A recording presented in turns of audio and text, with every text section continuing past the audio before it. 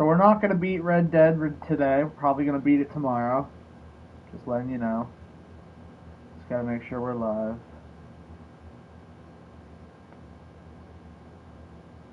Hold on.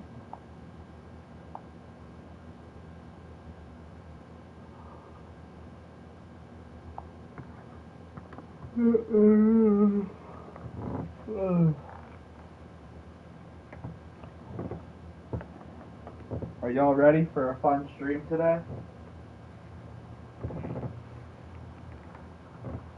I hope you are. We got some fun stuff ready for you. We got some good reacts.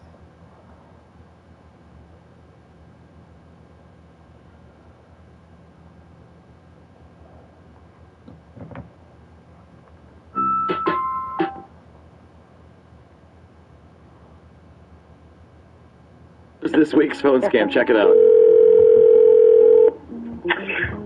Hello? I have just one question for you. Are you ready?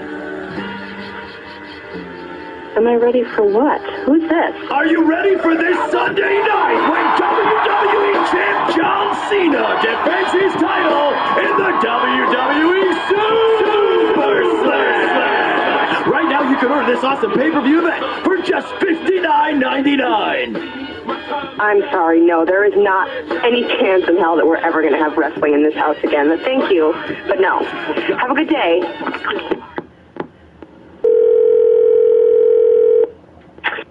Hello? And goodbye to anyone standing in John Cena's way when he takes on 6 men in a steel cage shoots and ladders match at WWE Super Slam. Order now and take $10 with a low price of just $49.99. Sir, you guys just called me, and as I mentioned before, we're not ordering this, so please stop calling my house. Thank you and goodbye.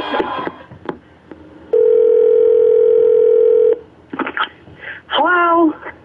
Hi, can I speak to Champ? Who? Champ? Is Champ there? Who is Champ? That question will be answered this Sunday night! Listen, WWE Super Slam! Hey, sir! Taking on Please Sheamus, quit calling my house! The Undertaker, Quit calling me! CM Punk, and even Triple H and the Big Show in a spit-swapping makeout match! WWE Super Listen, Slam! hello? Hello? Can you stop screaming in your little sirens and whatever that is? Can you knock it off for 5 seconds? Not interested. Stop calling my fucking house.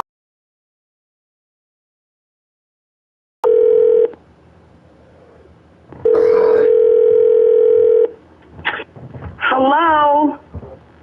I'm watching you. Excuse me? That's exactly what The Undertaker told John Cena! Will he be able to take the belt from the mightiest champion in WWE history at this weekend's WWE Super Slam? Stop calling my house before I get your number. I will track you down and absolutely tear you to pieces. Do you understand me? I know you are. John Cena, crazy motherfucker. Calling my house now. No wrestling, no super motherfucking thing is happening in this house. Make Super Slam a pay-per-view. I swear to Jesus, if this is those wrestling again. Okay, good morning. Hi, I'm just calling this morning to ask if you're a supporter of the United States military. Oh my God, I apologize. We've been getting calls all morning. I apologize, and yes. Fantastic. Yes, I am. Great. Are you a supporter of the Marine Corps? Yes, absolutely. Good. Absolutely. Great, because a former decorated member of the United States Marine Corps needs your support. And his name is John Cena! He's gonna get in the ring and put boots to asses! This Are you weekend, kidding me right now? WWE Are you kidding me right now? I can't even handle this. I can't handle it. Available right now at a low price of only $39.99. I can't believe you're still calling me. I'm about to lose my Collect call from John Cena. I swear I'm about to call the police. Hello. You have a collect call from John Cena! Will you accept the charges? I would. Oh, I mother. would. John Cena calls me in to collect call. Listen, stop calling. Is listening not your strong suit? I'm pretty sure it is, but you're not hearing me. Shut your beaten down brain from Super Slam and listen. Today we're gonna learn. So I hope you're ready. I don't care if they're We got a 4-hour video until. $39. I don't want it. It won't happen. It's not coming on my TV again. It won't be allowed in this house. You understand me? I don't want to be wrestling here in this house. These are going through closets and taking out T-shirts and burning them and calling the police and telling you that you're harassing me. Stop it now. I am calling the police. Good luck to you. Have a nice day. Yourself. God what? Hold on. Marie, this is the Z Morning Zoo radio Hi. show on Z104. How are you? What? We've been phone scamming you. Your husband Donnie told us to phone. We are all in a fight right now. Are you kidding me right now? I'm so sorry. I feel so bad for you. I couldn't believe the mouth shot you had on you. Oh, Oh it's my fantastic. God. Well, listen, I haven't had my coffee yet. Shut up. Oh, I'm sorry. Yeah. I know. Well, listen, we won't be calling you back anymore. I promise. Okay. Thank you. You won't have to hear. You won't have to hear this. John Cena for the You won't rest have of to the hear day. that. I swear to God, I was gonna go to jail, and it was bad. I hope you're ready for a great stream today. We're learning about John Fetterman. I hope you're ready. Get with it. I've got, this just reminded me some other Pennsylvania political news. Speeding it up. John Fetterman just being treated for severe depression. He got to the Senate, I guess, and looked around, and it was like... Hearts out to anyone who has to get treated for severe depression, but, God, I don't know. People aren't going to like this, but if you're a senator, can you, please keep it on the DL, a little bit? I don't know, man. It's just I'm sorry to be an asshole, but it's you're one of the only people standing in between, national right to work, potentially, or just even more horrifying prosecutions of women who get miscarriages. Can you, I don't even know, excuse you, what did he say? Was he in there for what, 4 weeks? He says he might be there for a month, yeah. Can't he say that he, I don't know, he tore his ACL running a race? Yeah, he popped too hard. He sprained his dick. Something cool. Yeah, that is true. Bro, I just lie. I like a lot of Fetterman's policies. If you have that much power, just lie. Don't be like me. Definitely, be really honest a with your good mental look health. for the If you're Senate, I don't know, a fucking senator. You're just supposed to. It makes you look bad. There are several cases where it has ruined politicians' to careers Pennsylvania, when they started Keystone talking State. about their mental health. This It is just maybe one of the not a better good look chances for for a some Dem reason. flip. Right People now, don't leading like the Democratic that. primaries, we have John Fetterman. He's the big guy with the goatee, right? He is very big, large goatee. He's less big than he used to be. He lost 100 pounds. It's a coin on a guy flip, his, I think he's 6'9". On a guy his size, you notice it, but he had room to spare. So he has been all depends leading the on how Democratic they go primaries. about it. And I don't More think recently, though, Fetterman he went about has it in the been best come under way. attack from the other candidates He over was just like, a "Yo, bro, shotgun I'm just kerfuffle. very depressed." It's Apparently, when he was mayor of Braddock, Pennsylvania, in You 2013, weirdo! Fetterman used a shotgun to detain, did not fire, but threatened with a shotgun to detain an unarmed We black learned it jogger, today, claiming boys. that Fetterman had heard shots in the area and then just Well, chased off after this guy we're with a not shotgun who was running near his house. You're learning. This is becoming a bit of an issue and I already digging know a lot little about bit in the Fetterman. primary, but it seems like he's going to withstand that and go on. What do you think, Dave? Yeah, that story has been used against him in every time he's kind of got momentum, which is not that often. So he ran for Senate in 16. He got kind of owned, but it was the same time as Bernie, so he got a lot of that juice.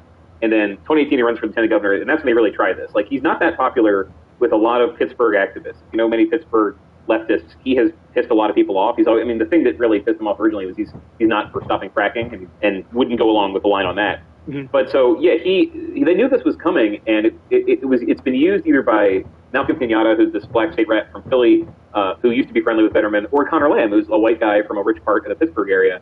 So both of these guys have been running around in the debates talking about how Fetterman did this, and the problem I think for them is that their argument is that we can't win.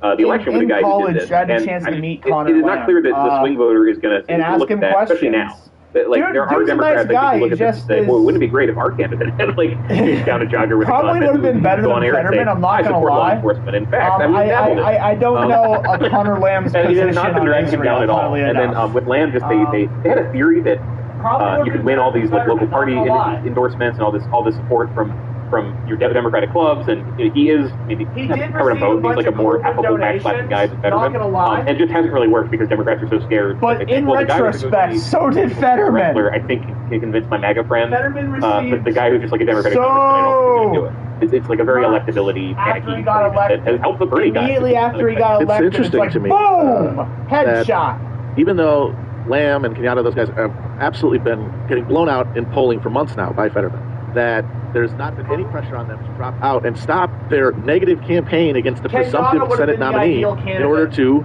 band together to defeat the Republican. It seems weird Kenyatta that there's no actually won institutional something recently, so pressure good being for put on him. these guys for what I mean by the fact they're still running these negative ads trying to remind people about Fetterman's incident with the shotgun after it's very clear they're not going to win.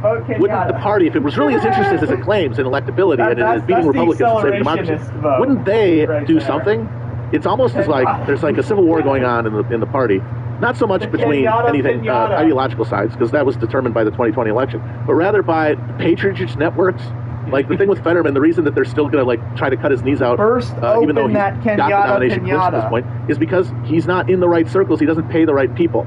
I guess he doesn't. He is not like a flaming leftist, and his image polls well. Like he is not. There's nothing that is a poison pill about him to the electorate. That's obvious. The anti-Fetterman That's not something that any of them really believe. They're just trying to prevent this specific guy from getting in the Senate. And I can't understand why, other than he's not part of the team. Yeah, and it's not many people who agree with that. That Lamb has not found a lot of people. There was one that was like soon that was to the Wellerman that was about Fetterman.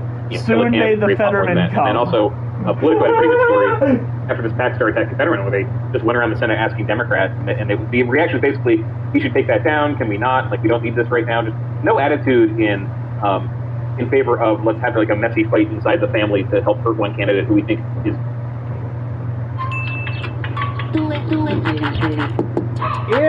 Ew! Ad.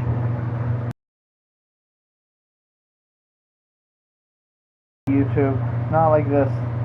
Family to help hurt one candidate who we think is fine and who can win. And I think a lot of it runs through this panic, like, oh, we thought 2020 was going to be a sweep and it wasn't, so now we're scared of the electorate. We're like, why would we do anything to screw up when it's already going to be really hard? But yeah, you did not see Democrats rallying around and panicking the way they did with other Bernie candidates, saying this guy must stop. It just didn't happen better. Well, let's move on to the Republican side. This is kind of a mirror of the Ohio Republican primaries, because you basically have the meme candidate versus another hedge fund guy.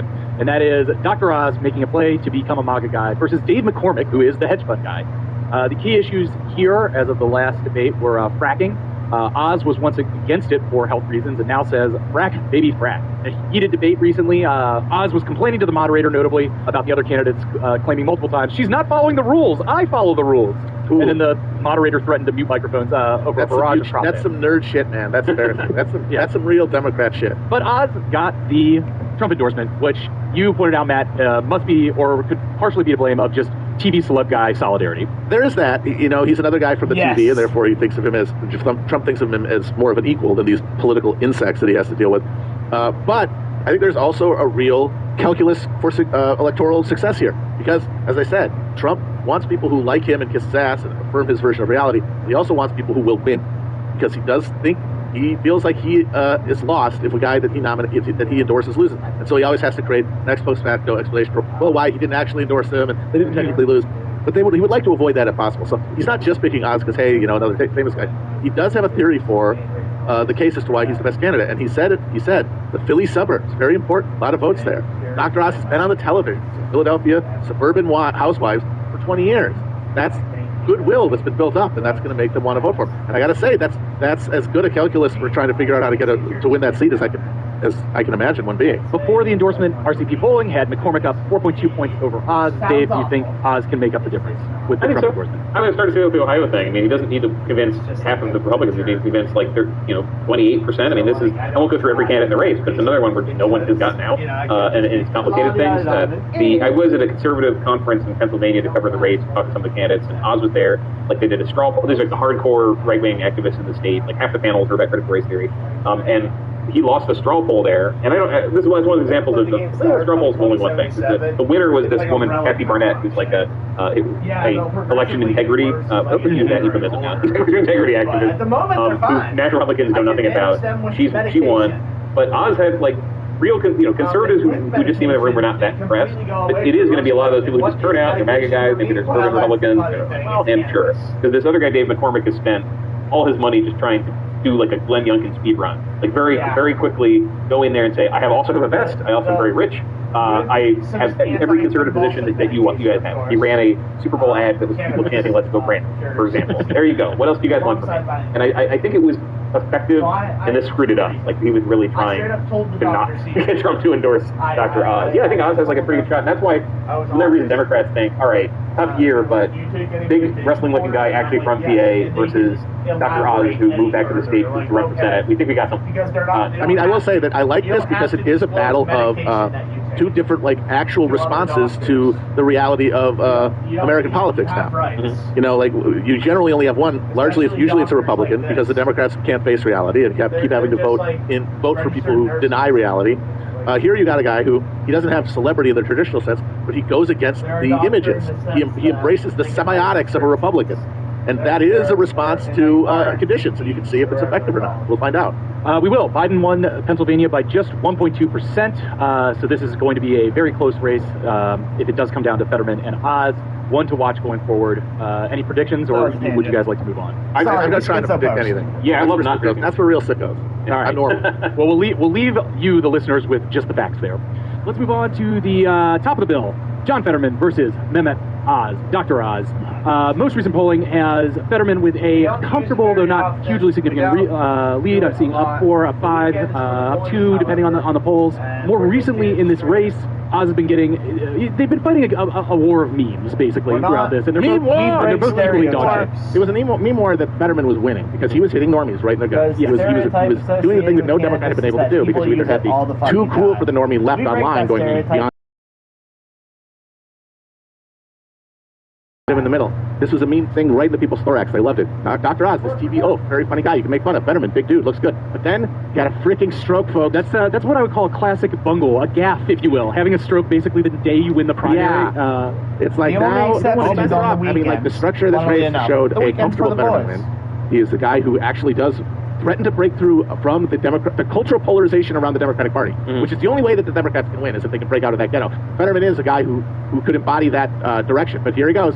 His giant head is now weak, and now, I don't know, he's having trouble, he's struggling to speak at rallies. Yes.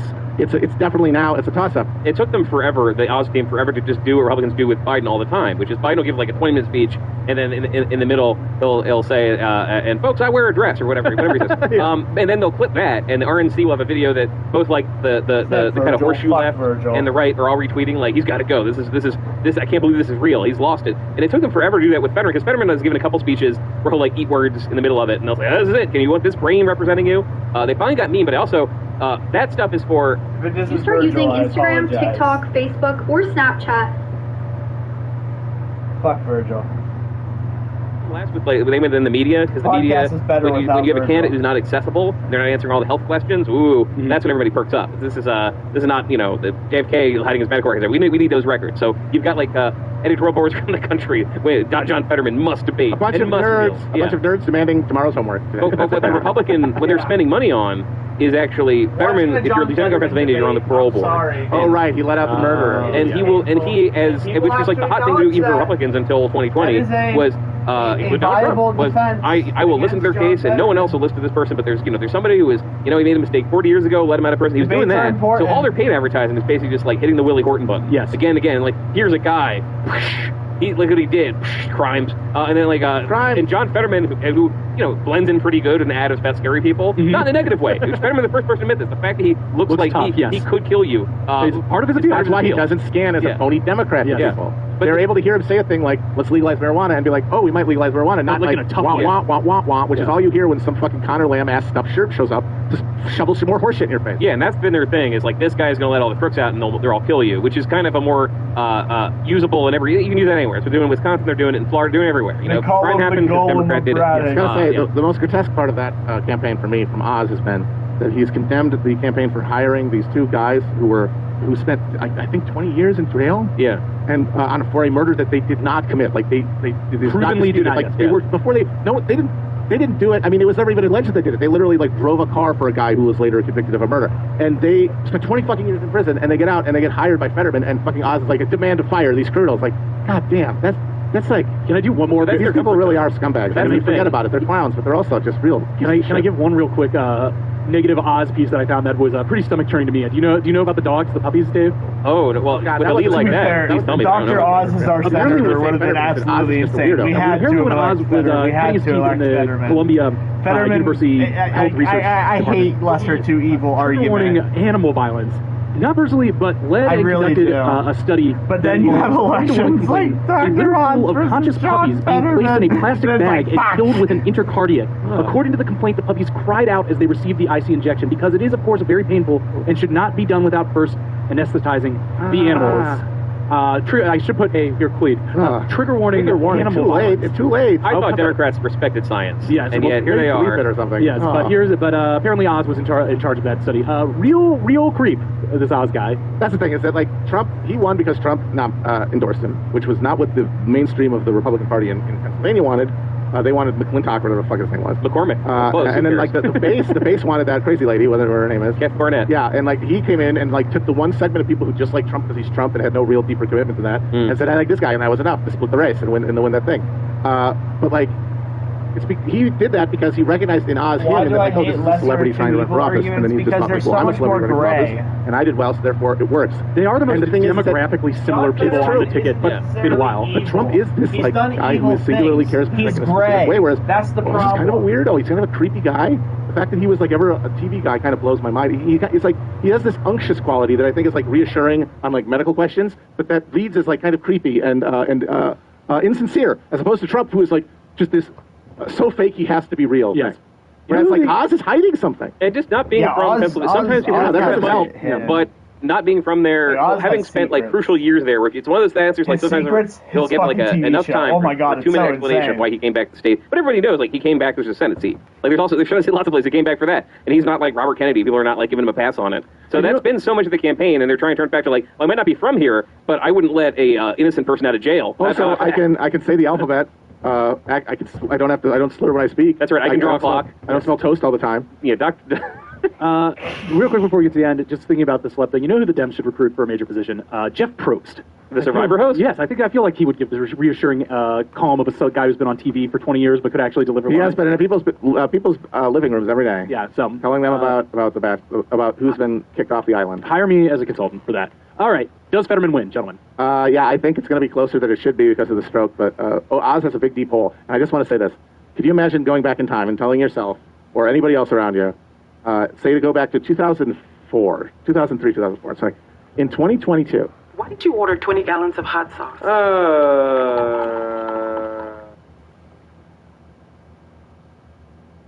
20 gallons of hot sauce. Fuck you. In 2022, there's going to be a fucking Sunni Muslim running for Senate in Pennsylvania, and it is not going to be an issue for either side. No one is going to bring it up really at all. It's kind of astounding. It's think of if you're old like me, you remember how much war on terror, psychopolitics dominated everything. Why won't Dr. Oz say radical Islamic terrorism? And I remember that. Oh God, give me a flat fact. Radical falling down Jacob's ladder right now. That phrase, real radical Islamic terror. Oh God, yeah, that was the top note on the xylophone of the human nervous system that they were playing during the PSYOP game of literally a fucking a color-coded warning system to just play it like a harp. God, there's only two genders of the Linkin Park era. Yeah, I feel like in 2015 I had to do a supercut slate where I just like cut Ted Cruz saying the words radical Islamic terrorism 400 times to prove some kind of. Why wouldn't say it? Why wouldn't you say it? We lost the war. Yeah, we lost that war, and so we had to pretend it never happened and find a new enemy at home. And so none of that matters anymore. Not that never happened, but it was Hillary did it. Right. No Republican had any. It's no longer a obtaining like psychic structure. Like those aren't the enemies anymore. Yeah. Because we lost them. I also think Fetterman will win, but it's going to be a nail-biter. That is the one where I feel there will be a debate October 25th. Ooh, and it was a that's the one where cringe-o-meter for that one. He's never been that good. I mean, I've covered him for years. He's never been like a great orator. It's just that why is this normal guy doing this? Exactly. He's normal, so he doesn't have the bullshit. You don't think he's lying. I feel like if that is his appeal, that will cut through compared to the Oz, who's just bullshit. Well, that's the thing. Bullshit. And which one of those is gonna hit your limbic system? Like what's gonna twinge you off is like this big hunk of man, maybe struggling with words, heroically struggling, you might say. Yes. Yeah. Versus this Hollywood phony, like with his spindly little fingers over in the other corner, embodying that simpering daytime television kayfabe. Mm-hmm. The guys like Trump, by the way, exist by demolishing. Yes. I think he still pulls it out. Yeah, I think, and they've lowered the standard so much. It's just like the first Trump-Biden debate where they're like, we're not even sure if his brain can be like put back together for 90 minutes for him to do it. Like, will he show up? Will he come up with a reason not to come? Will he hide in the basement? Like, they just kept owning him, and they showed up and he yelled a couple times. Yeah. They're like, well, I guess he's ready to be president. So that could happen too. So we say lean Fetterman. Yeah. And I suppose we can start with John Fetterman changing the Senate dress code so he can dress like the guy from Smash Mouth did, R.I.P. Yeah. Do we have audio of Ron condemning this, by the way? Oh, yeah. No, but I need that. I know it's going to endear me to the hooting masses who love Donald Trump more than life. It's turning into the evil principal from a Rock and Roll High School sequel. Yeah, Governor DeSantis, 75% of the voters you have to win wear T-shirts that are so big that they're basically caftans. How do you respond? You guys want to hear some of that audio? Yeah. It's really good, I promise you. Yes. Governor, very nice suit you're wearing today, but some may say you're a little overdressed to go to Capitol Hill. Oh my gosh. Great start. Did you guys hear the U.S. Senate just eliminated its dress code because you got this guy from Pennsylvania who's got a lot of problems. I mean, let's just be honest, like how he got elected. Well, I mean, he got elected because they didn't want the alternative, but he wears like sweatshirts and hoodies and shorts, and that's his thing. So he would campaign in that, which is your prerogative, right? I mean, if that's what you want to do. But to show up in the United States Senate with that and not have the decency to put on proper attire, I think it's disrespectful to the body. And I think the fact that the Senate changed the rules to accommodate that, I think speaks very poorly to how they consider that. Look, we need this country, we need to be lifting up our standards in this country, not dumbing down our standards in this country. And this is an example why. Oh, perfect. No, the people are prerogative. People are going to rally to the banner for this story. No. If there's one thing the American voters really care about in 2023, it's showing the proper respect for the United States Senate. But this does show, like Fetterman. I'm sorry, like if you are a electoral reformist who is seeking like some sort of dialectical synthesis who can like actually carry forward what you imagine could be a progressive version of the Democratic Party, and, good luck if that's what you believe. Fetterman is like your fucking Quetzalcoatl Haderach here because he is the only one who, just by being who he is, actually breaks through the cultural polarities that like keep you in like a shrinking percentage of like working class voters. Like just by being a Slav. Like if you look at his margins in Pennsylvania, and they were nailing him for that during the primary too, and they were nailing him for literally having a stroke, and he won at so many like Trump County, and then he shows up at the Senate, and the Republicans who should by this point know where their cultural bread is buttered, that they are, if they have a future, it is at the no college party, at the not wearing a suit party. They just can't resist, and they go after the only thing they can see about them, and it shatters and destroys their programming that allows them to just effortlessly array things in the right culture war sides. And he's the guy. Too bad his brain apparently is not working too good, because otherwise he would be the guy. Better the XXL shorts and slide ons than a hospital gown. But I mean, I could care less if his brain works. Like if he votes right, I could put my hands over his eyes and he could think I could disappear. I don't care. Whatever. The real thing for me that prevents me from getting excited about any future prospects is brain rot would continue if I were to go back to school if I pay off my debt.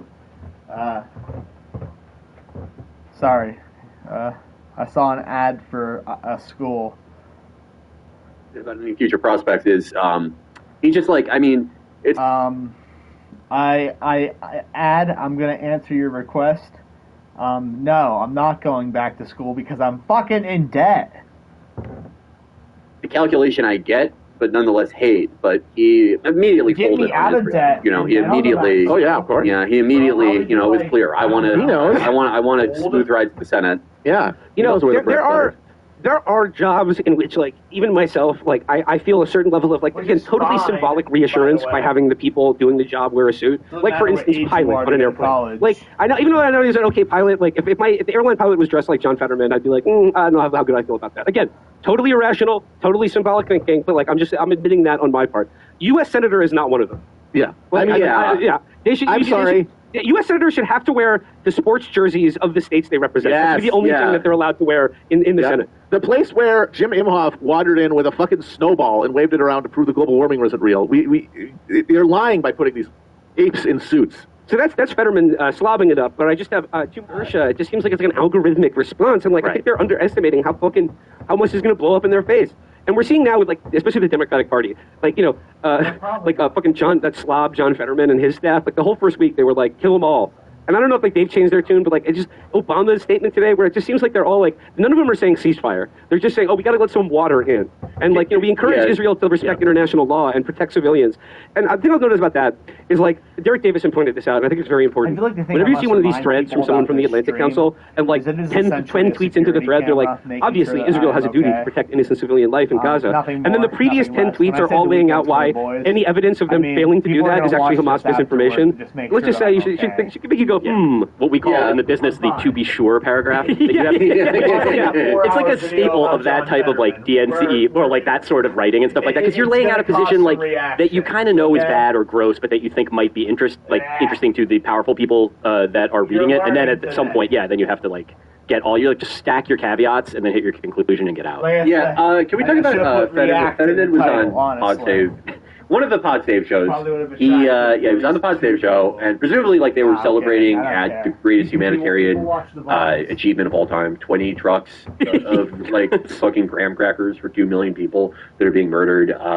And he was on there, and he was talking about Hamas, and a few times he referred to Hamas with the pronoun he, and the fucking subtitles they use put it as they, but with, like, you know, the sick brackets, and it really tickled me when he was like, he's imagining like Carl Hamas, the worst guy in the world. Yeah, he was like, Hamas, he always was like this.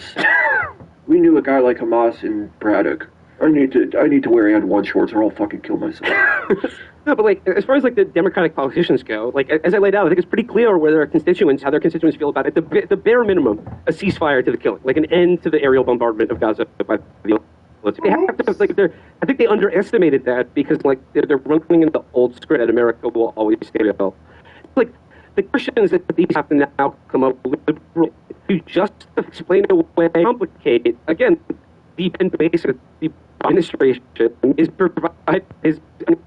being played as ally. Also, I think running a world of games, there is no news this week. Then the Senate asked for a conundrum. Or I would say, let's call it and on bad love in my book, okay? Now we're okay. But I should say a former for Ben Cardin, video of him engaging in intercourse with a male lover. It was posted on some sort of disc for gay people in D.C. and the Daily Caller. Large port group. It's a gay forum where, say for example, there's a guy on Instagram and you want to find his leaked cock pics. You just go to Large Penis Support Group and you can find leaked nudes of many, many people. 4 kids, a busy weeknight, and the what's for dinner question hits hard. On there. So I think that's where it came from. You know this from experience? Yeah, of course. And I think that it was from the bottom. It was posted to a close friend story of his, I believe. A picture of him with his ass up on the table. I didn't even know you could post stuff like that to Instagram. Like, leave out the Seeking Derangement account. You can. So many times. You definitely can. I think he may have done the classic gay bottom move of putting a little peach emoji over his hole. But it's such a crazy thing that all the clips I've seen on the so-called all the clips I've seen on the so-called free speech Daily Caller have been heavily redacted. Yeah. They've been heavily censored. But I'm just going to read here from Time magazine, the headline: What to know about Washington scandal over sex in a Senate hearing room? Capitol Hill was rocked over the weekend by circulation of an explicit video of two men apparently having sex in a congressional hearing room. The 8-second pornographic clip, first posted Friday evening by a right-wing media site, The Daily Caller, was reportedly leaked from a private group for gay men in politics. The report, which did not name the participants and blurred a face that appeared in the video, claimed it was a congressional staffer in the sex tape, identified the setting as room 216 in the Hart Senate office building. It would be so funny to be like one of the like really old senators and just be like, oh man, that's where I sit. God damn it. Okay. There is actually reporting about who sits. Who is it? Yeah, responding to reports that the lewd act took place where Senator Amy Klobuchar sits in the hearing room in question. No, for real? She hates gay men even more now. Oh my god. That's so funny it was her. No, she hates gay men. She fucking bullied her so much. She hates me. She definitely does not. Yeah. I will take this time to say that disgraced gay politico myself, I do send my absolute support to this bottom. He did nothing wrong. And honestly, you're probably better off not working in politics. This guy clearly needs to get older and start a podcast or something else. No, maybe not a podcast. Don't you dare start a podcast, actually. This is our turn. Yeah, but I think, like, once you start taking videos of yourself, like, fucking on your boss's desk, like, that's basically a resignation letter. Like, you know that video's gonna get He posted I think he posted on Facebook and said something like, I'm being attacked simply for who I choose to love, or something. No, I think it's really more where you choose to love them. But you know what? I gotta say, I have nothing but respect for this young man. I mean, because our hallowed Senate, you know, I mean, like, just fucking someone on Amy Klobuchar's chair is really funny to me. And you know what? For anyone under the age of 70 in politics right now, get out. It's a dead end. You're not going to do anything good. Whatever you imagine politics is going to be like for you, it's not going to work. Diapers eventually. I like the idea. I like the idea of like them doing this like while John Fetterman is there. Just like seeing how long it takes for him to notice. He's like, wait, has that always been there? It smells like the bathroom in here. What the heck? The headlines for this kept cracking me the fuck up because, you know, the Daily Caller and all these right-wing outlets that are really running with it, they kept, because they were trying to sensationalize this as much as possible, they kept reiterating that it was gay sex with gay men happening. But I'm like, it's kind of totally redundant when the accompanying picture to the audio or to the article is literally butt fucking. Like, it's already so scandalous that you don't need to be like, yeah, they were gay, being gay. It's so funny.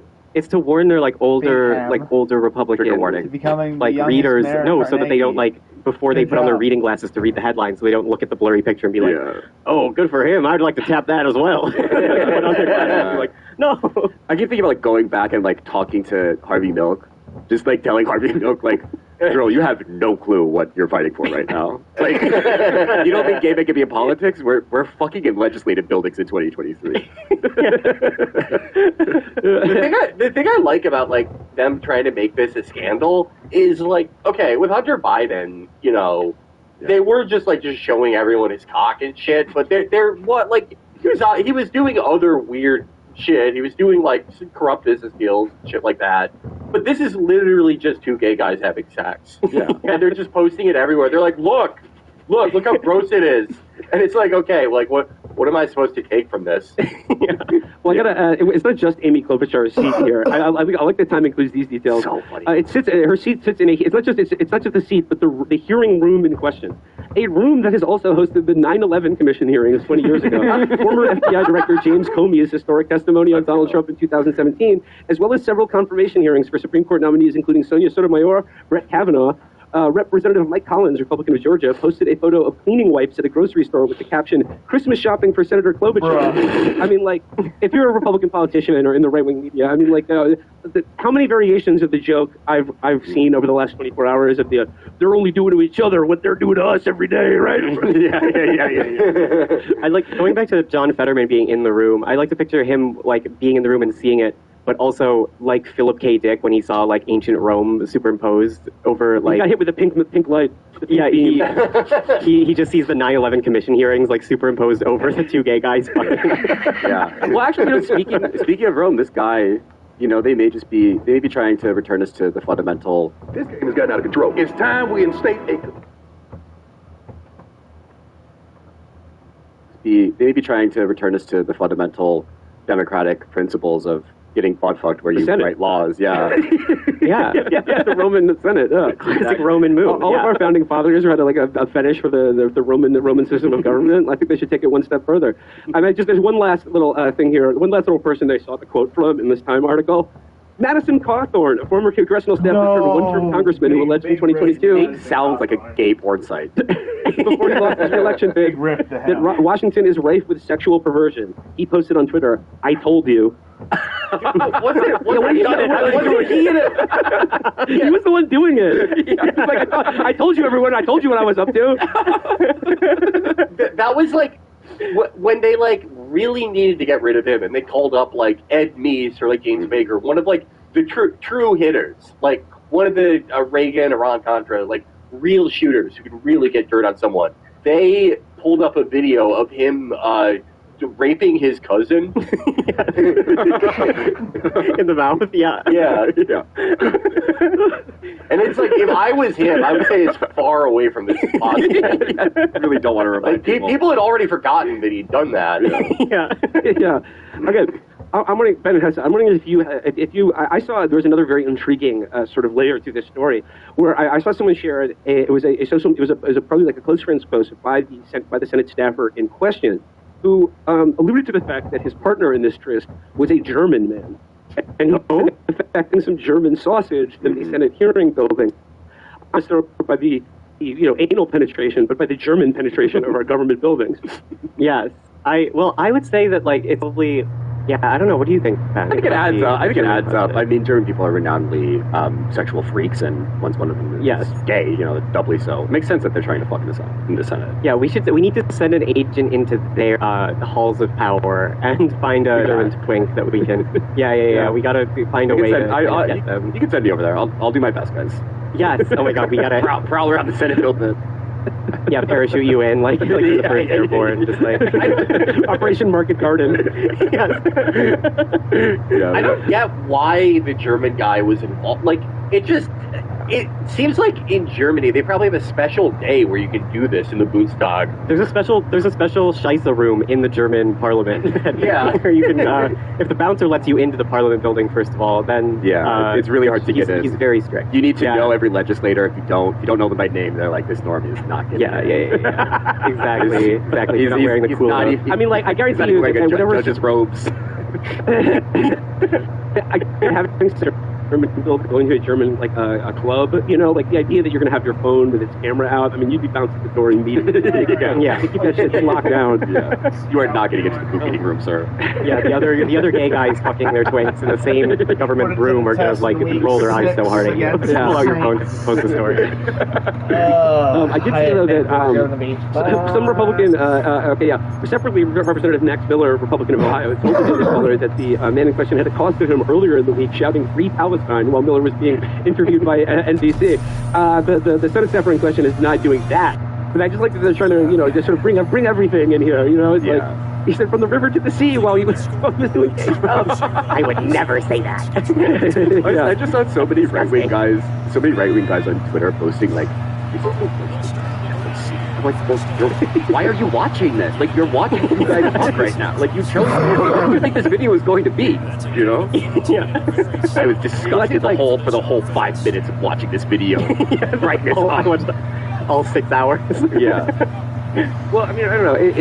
I like the ones that are trying to pretend like they're not disgusted by the sex act. They're disgusted about like the desecration of our beautiful Senate building and what it represents. It was just like, in that same room, they just rushed through authorization to sell another 50,000 rounds of white phosphorus shells to Israel. And then it's like, wouldn't want anything disgracing that August lucrative body. I did see some of these guys like. 2 things I'm growing in my garden. Fucking ad. Oh my God. Basil. Lettuce. Guys like draw an equivalency between this and January 6th. Like, I wish January 6th would be that cool. Are you kidding me? Yeah, it's so funny. It's just so funny to think about. Like, this is the Democrats' version of that.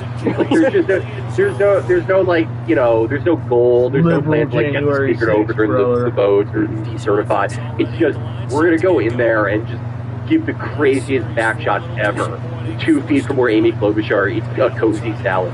So I did see someone say, this is what they do in the same place they shot Ashley Babbitt. I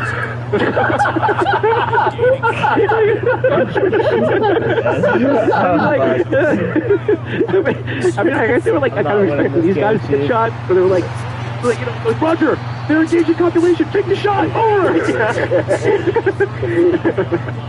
Has Amy made a statement? I really would love to hear what Amy's got to say about this, because she does hate gay guys, and I know this because I think her origin here is because her prom date came out as gay after they went to prom together. She gave an interview once, and she was like, yeah, my prom date was gay, didn't know it at the time, found out shortly after.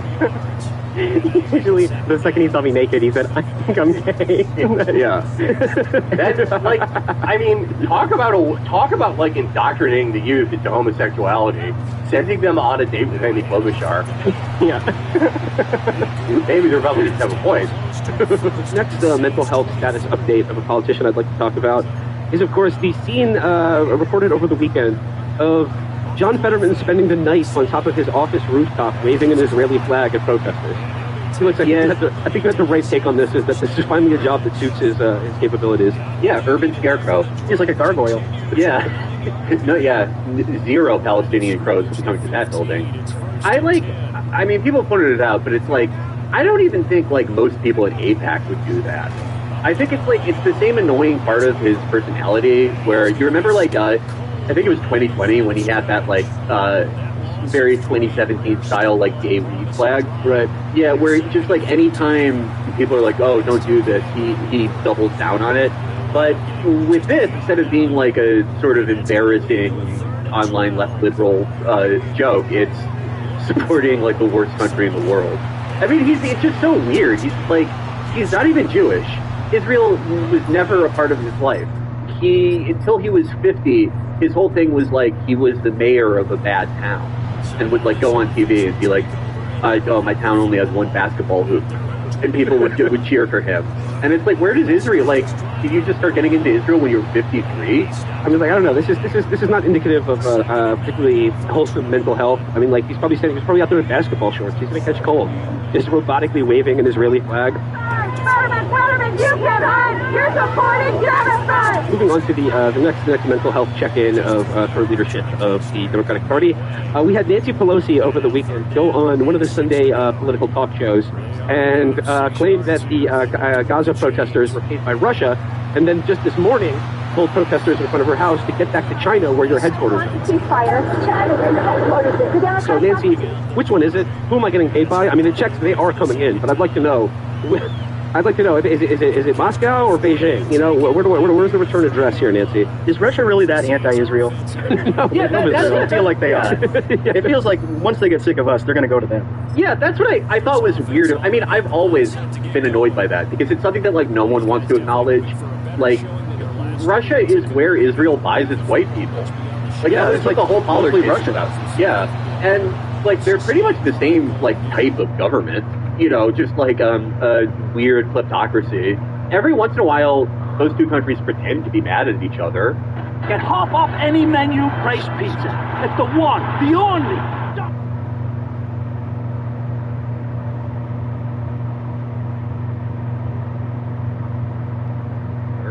But like, no, like they're friends. Yeah, they have a sort of bond. It's like us in Great Britain. Yeah, that's where we got our white people. Yeah.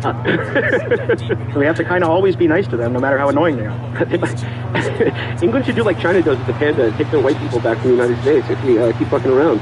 If we don't respect the king enough. And you know what? Let's jump in right today, talking about one of those losers who has no love in his life. I'm talking, of course, about everybody's favorite depressed senator, John Fetterman. Felix, I know this is one of your favorite things to talk about. Felix is on the pod. Let's give a shout out. Yeah, today, John Redditman, he made an incredible thread, and it was sort of a bait switch, because it starts off, he's like, it's my son Carl with the K's birthday. And if you're not already sidelined by the fact that he named his 15-year-old son Carl with the K, which is, is he being fast-tracked in the SS? Why did you name him that? But, you would think, even just for appearances, because it's your son's birthday, 15th birthday, you'd be like, you know, I'm so proud of Carl. Here's all the things he's into, or just a short tickets or something. Yeah, a short thing that, you know, signifies some familiarity with your son. Anything about him at all. Instead, he was like, anyway, the most important thing about Carl's birthday is the 1-year anniversary of when I had to take a medically prescribed nap. Yeah, no, I've read in front of me here. It says, today is my son Carl with a K's 15th birthday, and I'm so grateful to be able to spend it with him and the rest of the family today and this year. February 15th also marks an anniversary. It's been 1 year since I checked into Walter Reed to receive treatment for my depression. I'll never forget the decision. I'd been failure. Clinical depression is no joke, and it convinces you that you're a loser, even if you've won.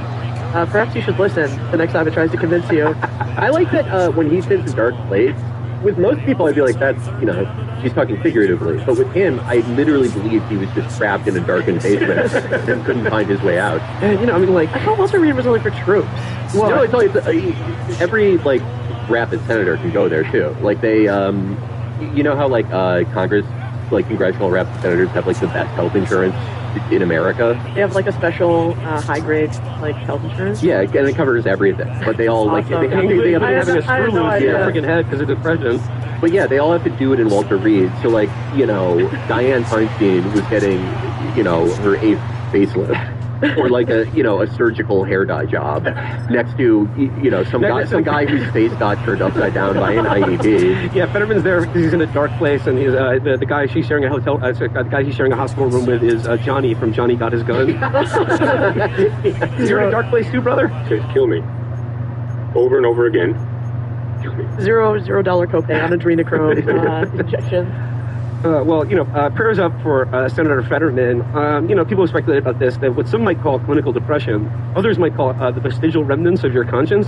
Yeah, I mean, his Israel stuff now, he's never been this obnoxious about it, but Fetterman was always really bad on Israel. That was the reason that I wasn't all that excited for him. Yeah, you had the correct attitude of Fetterman in real time. Yeah, but even I didn't expect how he would make it his only issue. Like, it's just such a strange choice.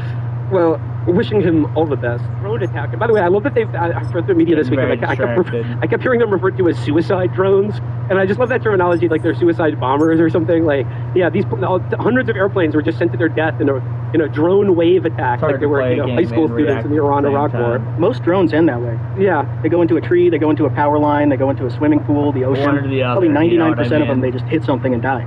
That's what they do. But my favorite thing to come out from the drama this weekend that resulted from the wave of drone attacks is, Felix, and I just saw you post about this before we started recording, but my favorite new character is self-appointed civilian spokesman of Israel, Elon Levy. This guy got fired from his government job, and now he's just holding fake press conferences under the banner of civilian spokesperson for Israel. It is. You start using Instagram, TikTok, Facebook, or Snapchat. Horrible. Like, is that like a citizen's arrest? Yeah, it's like a citizen press conference. Yeah, he's got like a fucking he's got like his own background and fucking podium and everything. And it's so clearly in like his laundry room with a green screen. It's so cute. I wish it wasn't like, you know, in service of a genocide, because it really is like adorable. It's like when a little kid is like, I'm writing a Star Wars, and gives you like a sheet of paper with a bunch of stick figures with lightsabers. It's so precious. But yeah, no, he is. I don't even know why he's doing that. Like, I don't think being a spokesman is like being an actor where you do a self-tape. Like, is he hoping like Azerbaijan sees that and is like, wow, this kid's got some initiative? But like, yeah, no, how did this guy get fired from his job as like some sort of semi-official spokesperson for the Israeli government? Were his lies just not convincing enough? Because it doesn't really seem like there's a limit for the dumb shit that you can say in defense of Israel. But like, this guy was too much of a loser even for them. If I'm remembering right, I could be getting him mixed up with another similar guy. But I think he like fucked up so bad that like he had to apologize to some British politician, like a Tory, if I remember right. Like I'd have to look it up, but like he basically like libeled someone, and they made him apologize. He said J.K. Rowling did the Holocaust. Yeah. Yeah. Oh, this guy is very confused. There's a biblical exegesis. I don't know how to pronounce that. I should know how to pronounce that. Exegesis? Of the book of Esther. Exegesis of the book of Esther, to be written about how Haman's plot to destroy the Jews was only symbolic and performative, and he intended it to fail all along. So I guess Iran is the Persians in the Book of Esther, and they did that to help the Jews, so they're on our side? Is that what he's saying? Because that was the guy, he was fucking a Jewish bitch. So he said, you can't kill all the Jews, or my wife's going to get so mad at me. You know what Jewish wives are like. It's all your dick off if you go with the chosen people. Yeah, he learned the hard way. Yeah. That doesn't make any sense. There's another one. For those who aren't following, Iron Shield, operation, Iron Dome, missile defense, Iron Swords, war, and Iron Wall, doctrine, are all different things. Well, that's really stupid. I'm supposed to remember that? Like, this is supposed to make them look better? That they named all their shit the same thing? It's like when Reagan named something Star Wars. There's already a thing called that. Call it anything else. Iron Dome sharpens iron steel. We all know this, Alex. It's an Iron Age ideology. It's an Iron Age book written to retroactively justify why they should live in Canaan. Even though they were the ones who were there the whole time. They've been there the whole goddamn time. No one came. They're all indigenous to it. Everyone is there. And then, at least from the U.S. side, I did love seeing Lurch, John Fetterman, on the Sunday shows, and he said, quote, Iran had to have some fireworks after Israel smoked that Iranian general, and I'm here for that. I love this guy. Ooh, Huggy, I'm finna kill myself on my son's birthday. like Fetterman, man, he is just like, now Felix, you've been correct about Fetterman for longer than everyone, because like I see shit like this and I'm like, did Israel just plant like a small bomb in his brain when they fixed his stroke? But no, he's always been like this. Yeah, but like he's basically the only Democrat now. Like he's the only. He has to be making it worse, right? Yeah, but like right now he's the only Democrat. The only responses I see to Fetterman now are Republicans saying the stroke fixed the woke. That's the only thing I see. Like I don't see Democrats really supporting him. I don't see it just seems like Republicans being like, well, I guess his head being all fucked up made him not stupid anymore. And that's his entire thing for like 2 years now. Like what? And it's making Israel look bad. It's making Zionists look bad. So I guess it's good. Alex is right. The only like positive feedback I see on his feed are like it's accounts called like Lion of Judah, being like, I used to hate you, but now I think you're based, and like regular like Patriot Eagle. I can't believe it, but I like this Fetterman guy, and then everyone else reminding him that he tried to ruin his son's birthday party. I just remember like before October 7th, Fetterman was the guy being like, any Democrat criticizing Biden is helping Trump. So. I mean, I don't know. It's fun to see his career now, where like he's being used as the example of how Biden saying that we won't back up Israel's response to this. He's being quoted as like both sides blast Biden for capitulation to Iran, and the other side is just John Fetterman is the only Democrat not backing Biden on this. Yeah, he's like Bob Menendez has been significantly better on all of this than fucking Fetterman. It's insane. Yeah, he knows not to get a headline every day. What's the shitty town that Fetterman's from? Braddock, Pennsylvania? Yeah, I hated that when everyone was like, oh, you need to check this guy out. He's awesome. He's the mayor of a town that sucks. Braddock is lying too, sir. Yeah, and he cared about it so much that he had to ruin his family's life to be a senator. That's how much he cared about Braddock, that he immediately had to leave and make his kids be on TV all the time and be in those pictures where people were comparing them to like Ron DeSantis' family and being like, look at this stupid fucking shitty 14-year-old John Fetterman's son. What a loser. Look at him in his hoodie and his shitty hair. What a fucking asshole. And Ron DeSantis' kid is awesome. That's what he put his kids through because he had to be a senator. Are you the kind of person who knows things? Things like you can get a domain? Before he was a senator, he was always bad on Israel, and people always figured it was a calculation. Like, it was signaling to AIPAC and Democratic majority for Israel, like, hey, don't worry, you don't have to worry about me, don't get involved. I'll be, even if I know I look like a left challenger, but I won't fuck anything up, don't worry. But when he was just mayor of Braddock, I didn't understand the attraction, because it's like all he did was he'd go on TV and be like, oh, we don't have Coke Zero yet in Braddock. Braddock has no Coke Crystal machines. And it's like, okay, well, that is fucking bullshit. It is bullshit. It is complete bullshit. It is bullshit, but it's like we'll never go there. You're the mayor. Why don't you try getting Discovery Zone to come to Braddock? All you do is go on TV and talk about how you guys have one basketball hoop. You're not like helping your town. Do you think that Modi gets on TV and is like, India sucks? It's bad. He might. I can't understand him. But I guess like he's always been like this on Israel, but like now he is like actively breaking with the. I thought he was mostly a careerist who would just get in line with whatever Biden or Pelosi, but like he's breaking with them on this issue like in an election year, and it just I don't know. It's very. I guess it's like it's not surprising to me, but it just is funny that he's made this the hill to die on, or the hill to go to sleep on in his case. Does he just know that the Republicans they're gonna run a normal guy next time? Like they're not going to take a chance unseating him. I don't think he would win anyway. Yeah. He's obviously less capable than he was when he ran the first time. I mean, who knows? He did have, like, the people around him ran, like, a very competent campaign the last time. Are they still there? Are they still on payroll? I don't know. That's a good question. And the other thing is, of course, on the other hand, well, what is a normal Republican? Because there really isn't like a generic Republican out there. So, like, I don't think that there's like a Scott Walker waiting in the wind. But yeah, who knows? It would take a lot, I think.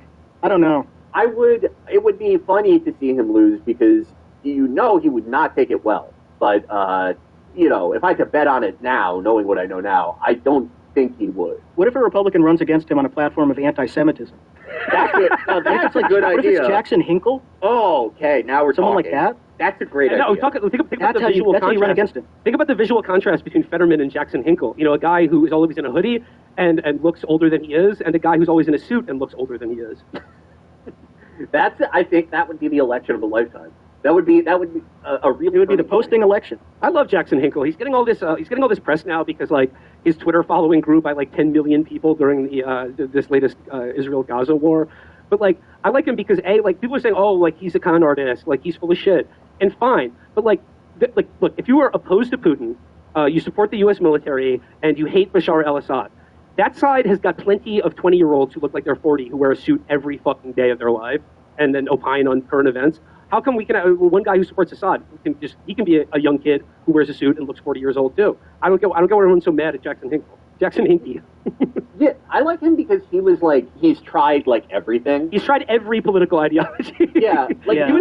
He was a Bernie bro back in 2016. He wasn't just a Bernie bro. He was an environmentalist. He wasn't just that. He was trying to be like a tertiary Parkland kid. He was like, oh, I'm in the Parkland affiliate system. I'm in the Parkland Kids minor league system. in the Parkland high school without walls where you can audit chemistry classes if you live in California. I love someone like that. Like everyone talks about him like he's so fucking sinister, but I think he's awesome because he has like Jenna Maroney's personality, but for politics. We've been talking about this on the show for months, but have y'all heard of this book called White Rural Rage? By these two guys, they're like they'd have 3 times fast. Yeah, they're like MSNBC like guys. Their whole thing is that like people in the rural areas are all stupid as shit, and we need to put them in gulags and like exterminate them. It's a very innovative. Tell me, I would like to know more. Yes, exactly. I got to hear both sides here. It's a very innovative take. I have to say, I've never seen anyone say this, and I have to give them points for that because they finally came out and said it. But that whole book is like dog whistles, man. It's all about like how people. Welfare queen stuff of like the Reagan years, and they apply it to people. It's basically J.D. Vance's whole thing with Hillbilly Elegy, but they put it like a liberal sheen on it. And I feel like Fetterman's doing very much the same thing. It makes a lot of sense. I've met a lot of guys like Fettermans in my life, like guys at like the local municipal level who like position themselves as like progressive liberal guys and who are trying to get like breweries and that kind of stuff to your town. It's just don't show John Fetterman like the equipment used to produce beer at a brewery. It's very frightening. It's a lot of giant steel drums. Bro, I have more respect for Joe Biden when he saw the IBM quantum computer and like somebody had a tweet that was like, this is me at 12 a.m. looking like the hot dogs, you know what I'm saying? And like a picture of some shit like that. I had more respect for that because that's amazing. You know what I mean? I mean, that's a quantum computer, dog. I make a big game. Like I know science, dude, I know that shit, but it's cool. But you're just talking about like, I mean, just what looks like could be in a guy's garage, you know what I'm saying? Who's a tinkerer, you know what I mean? And to you, this is offensive, right? Yeah. It's just such a weird move for Fetterman to make like these broad cultural gestures to a type of like sort of consensus, common sense cultural conservatism. Because it's like, okay, everything I knew about this guy during the senatorial election before that, it's like... Mrs. Gabby, she used to vape a lot. And before that, it's like, this is a guy that only exists in Democratic circles. Like, both his parents worked for, like, Dow Chemical Bank, and he's, the classic story where it's like a kid is smoking weed out of 7-Up cans until he's, like, 28. And then one of his idiot friends dies in a swimming hole. And he's like, oh, I've got to get my life together. I'm doing Teach for America at 34. and he does that. Like, he's only worked for, like, NGOs and shit like that. Pays for, parents paid for everything. They bought him a house when he was like 47, which is like crazy. I'm sorry. And then like now he's like, I'm just a good old-fashioned good boy. I like a regular pig, no devices for me. And it's like you had not heard a radio station that wasn't NPR until you were like 39. Yeah. Like I just so don't believe you. I mean, like, whether it's Fetterman or the NYPD comes department, like, we turn back again to this idea of, like, there's something radicalizing these students. There's some sort of, like, foreign influence that's gotten into their brain and made them hate Israel. One story at the top of all of our minds. Headline, Fetterman had speeding tickets, distracted driving episodes before car crash. That's right, folks. John Fetterman crashed a car yet again. Here's the thing. His wife was in the car at the time, and it has been determined that the accident was his fault, which confirms what I've long suspected, that John Fetterman is definitely a fan of the J.G. Ballard novel and David Cronenberg movie, Crash. He was getting head when he did it. He was giving head while driving the car, actually. after they crashed immediately. Yeah. It'll be different next time. It's the only thing that helps with my fucking impression. my dream outcome from this is, like, if his doctor is like, Mr. Fetterman, you have to wear a helmet everywhere you go. Yeah. Congress, and there are pieces being written about how brave he is for wearing a helmet everywhere. And that's truly, I hope that's the outcome that we end up with. A screen from the Washington Post here. It says Senator John Fetterman was speeding and at fault for a Sunday morning auto accident in western Maryland, where he rear-ended another driver, a 62-year-old woman who was taken to the hospital in an ambulance, according to a Maryland State Police report. Fetterman was also treated for a shoulder injury, and he and his wife were taken to a hospital by ambulance, according to the police report and information from his office. Fetterman brushed off the wreck afterward, brandishing a bag of frozen peas and Tylenol in a video Monday, with his wife thanking people for their well wishes. He should have said that he did it for Pride Month, in solidarity with gay men who also can't drive. Yeah. It's not for you guys! I can't picture him driving any car other than the Flintstones car. Yeah, and I think that might have something to do with his shoulder injury. He flew out the front and just shouldered the car like Spider-Man. Can you imagine what his driver's license must look like? I can't imagine fitting his head into that picture. It's like all face. It's just nose and the two eyes, and he can't see anything else. Going on in the article says, the accident was the latest example of unsafe driving by Fetterman, according to public records and people with knowledge of the situation. He has received 2 speeding tickets for violations of at least 24 miles an hour above the speed limit, one in 2016 and one in March, according to Pennsylvania state records. After the ticket this year, when he was driving 34 miles an hour over the speed limit, he was required by the state to complete a driver's improvement course, according to a person familiar with the outcome, who spoke on the condition of anonymity to describe the episode. Neither record said exactly where he was or how fast he was going. At other times, Fetterman aides have said Fetterman has texted and FaceTimed while driving, prompting concern among his staff and fears about riding with him, according to 3 people with knowledge of staff discussions who spoke on the condition of anonymity to describe internal conversations. That's so cool. It really reminds me of, like, you know what I think it might be? You know how in The Hobbit, when those 2 giant stone, like, golems are fighting on the mountain? The 2 mountains are fighting, and it looks like they're moving really slowly just because they're so big. Yeah. I think that's like how he sees life. He moves like a Godzilla, like a kaiju, so it seems to him like he's moving slower than he is. Well, he's clearly not afraid of any physical injury. He could just be hit. Like, he could be hit by a semi and be fine. He's so fucking big. Yeah. It looks like he's been being beaten his entire life. He looks like a cauliflower ear to me. Just one big mass cauliflower ear. He looks like the art project thing, or like science project of like, this is what a person would look like and they could survive any car crash ever. Yeah, it's like someone with a known neck and like. Yes. I think this was like immediately after he tried to kill his family because, I don't know, it was like his son's birthday month or something, maybe. Yeah. This was like yesterday or the day before. He was like in the Senate and he was like, oh, look, I'm wearing a hoodie over a like shitty suit. You're probably looking at these pizzas and thinking, dang, but when I tell you they're half.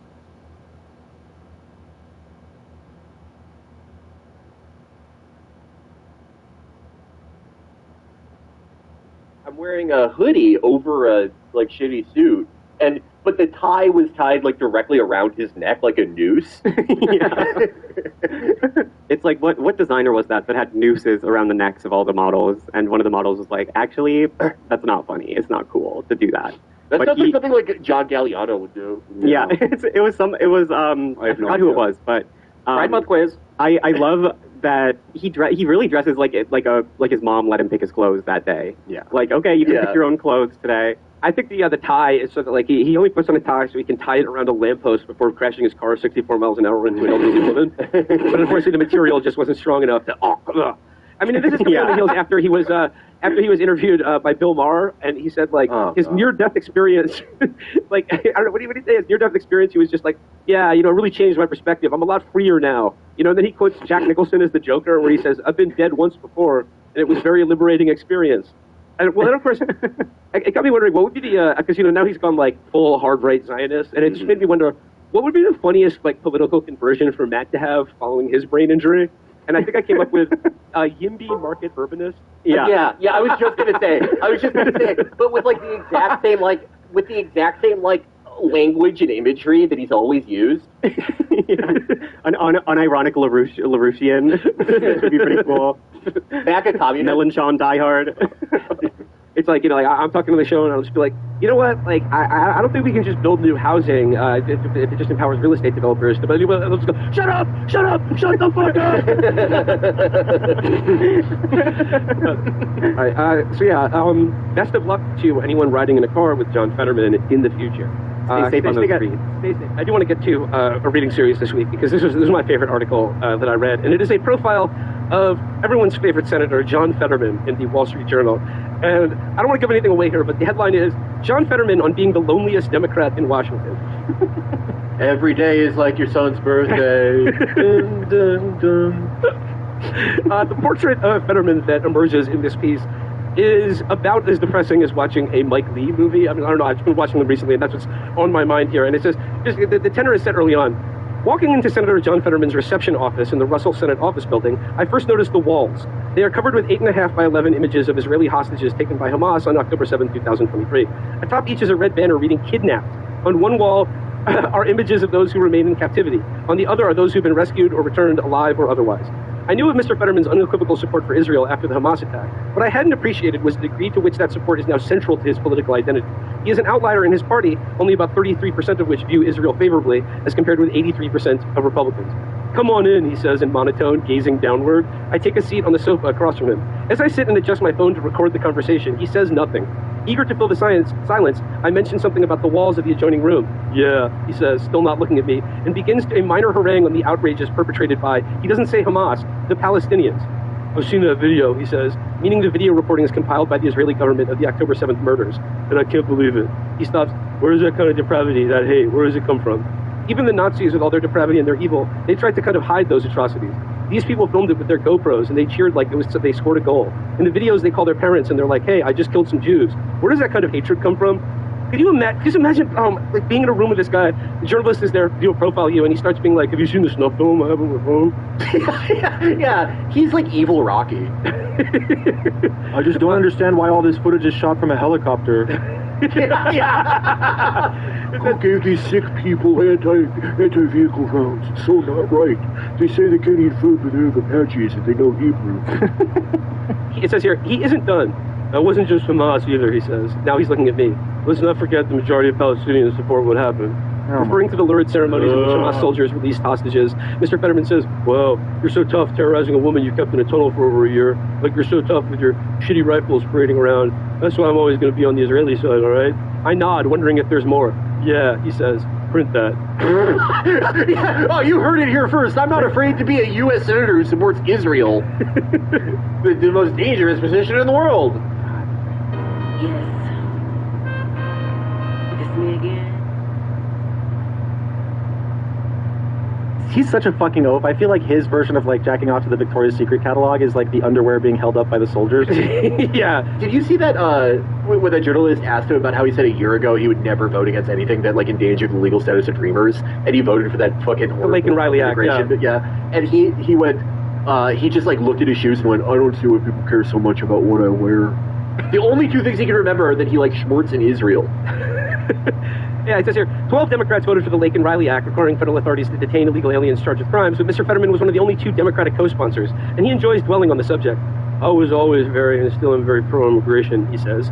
But he asked what a jury of 100 people in a Walmart parking lot would think if he told them he favored letting criminals stay in the country illegally. They're going to be like, "Oh no, that's crazy." Other data points. Mr. Fetterman was the only Democrat to vote for the imposition of sanctions on the International Criminal Court for charging Israeli officials with war crimes. Democrats and media commentators insisted that Vice President J.D. Vance had triggered a constitutional crisis when he observed that judges can't control the executive's legitimate power. Mr. Fetterman dismissed the claim as hysterical. And when the president suggested the U.S. could evacuate, rebuild, and repopulate Gaza, Mr. Fetterman, virtually alone. The journalist asked about when he was like anti-Trump, and he says, at last he says, I regret some of the dumb shit I said on Twitter at times. On Groundhog Day in 2017, when he was mayor of Braddock, Pennsylvania, he joked that Mr. Trump saw his shadow 4 more years of fascism.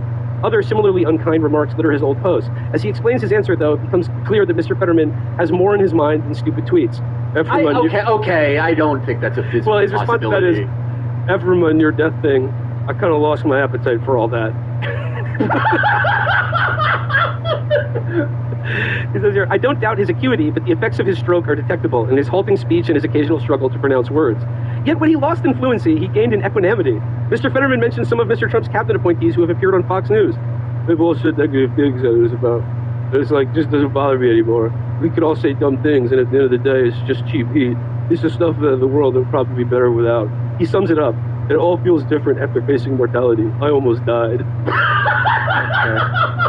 Is the reporter pulling the fucking string that comes out of his back? Holy shit. This fucking idiot has nothing going on. You talk to him for 5 minutes and he's like, the first 5 minutes, I just watched footage of them eating a baby. Can you believe it? They say they invented shawarma, but I know they invented eating baby. And they still do it. Minute 6. I don't know why people care that I spilled the cheese on my shirt. Everybody, the worst guy in the world can wear a suit. And the nicest guy can wear a tattoo. Minute 7. I nearly met Santa in hell. Changed my life. I relate a lot to Trump. I also narrowly was missed by the bullet that nicked my ear. I was holding the gun. I put the gun in my mouth when I got hungry. I used to do this bad shit. I would post Gritty and say he gonna guillotine capitalism. Then I realized that everyone's a person at the end of the day, and we all go home to our wife Giselle. We all married to our mom. How is he not third mic on Red Scare? Like, it's the exact same arc. It says here, he has the blowback from his own side. Has the blowback from his own side been hard to endure? Defending Israel after October 7th has had a significant impact on my small donor base, Mr. Fetterman allows. So the Democratic base is against him? He offers a curious formulation. I'm not much of a you should. I'm more of a I'm doing. That is, he would rather do his job than dilate on why he's not doing it. That is, he would rather do his job than dilate on why and how he's doing it. But I also know that for the base and for the small dollar donors, that's really not what's selling right now. I think they want more of the performative stuff, the yelling and the explosive things. But I've lost my taste for that, and that's why I say it feels lonely right now. I'm sorry. When he says, I'm not a you should, I'm an I do. Like, I love that because it's like, yeah, I'm not about all that stuff where you say what an issue is or what you think about it. I just go to my job and I breathe in and out. Is that so, John? You don't like the part where you articulate what's wrong or what's good about something? Why do people always ask me what senators are doing? I do what I do. CEO at me. I go to the bathroom one leg at a time like anyone else. I sit down at the urinal and I read my thoughts. I just try to put the square piece in the round hole over and over, okay? I don't think about why I do it. I'm no different than a plumber. I go to my job every day and I put the poop in the sink. I'm no different than a plumber, and that, like, my crack is always showing. As we get to the end of this article, it says here, Mr. Fetterman no longer slumps in his chair. He sits up straight and seems exercised. So I ask the question I doubt he'll answer. Are you going to remain in your party? I feel lonely and I'm struggling to find what the true North Star is as a committed Democrat. I'm not changing my party, but what's the way forward? Look, I can't follow every example. Literally, what's forward? Which direction is it? I can't follow every example of performance art because I try to be honest. I don't ever want to lie. But I'm trying to explain to people, America has made us sit in the corner. Republicans don't need our votes, and now that's where we are. I just love when he's just saying, like, I feel lonely and I'm struggling to find my true North Star. Like, to hear this from a fucking senator is just so insulting. It is so insulting to think about a U.S. senator being like, I'm lonely. I don't know what's going around me are familiar faces. Like, are you fucking Meadow Soprano's first roommate? Shut the fuck up! You're 57! You live in a house that your dad bought you! You got your first job when you were 49! You became mayor of a town with one basketball hoop, and that's all you talked about for 15 years! And now for the next 30 years, you're gonna talk about the time that I almost went down the tunnel. You start using Instagram, TikTok,